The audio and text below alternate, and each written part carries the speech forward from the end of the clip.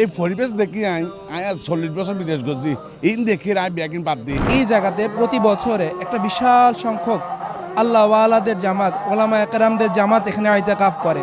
এখানে প্রায় 1500 থেকে 1800-র মতো 2000-এর কাছাকাছি মানুষ ইতিকাফে আছেন, কিন্তু আলহামদুলিল্লাহ হাজারের উপরে ওলামা একরাম। জিয়ান ওনারা দেখতে লাগবেন একখানা রাতিয়া থাকলে রাতের অবস্থা বুঝিবেন, দিনা থাকলে দিন অবস্থা বুঝিবেন।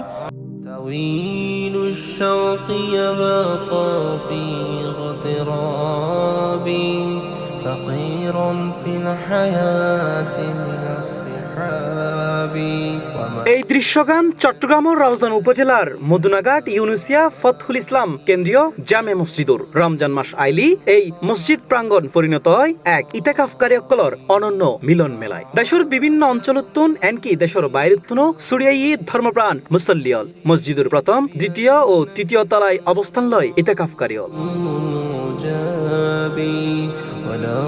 জানা যায় 2010 সালতুন শুরু হইনে এই সুন্নতে ইতিকাফ বর্তমানে ব্যাপক পরিচিত রাউজান উপজেলার এই মাদ্রাসা। বর্তমানে এবছর প্রায় 1500-এরও অধিক মুসল্লি একলগে ইতিকাফ লই এই মসজিদত।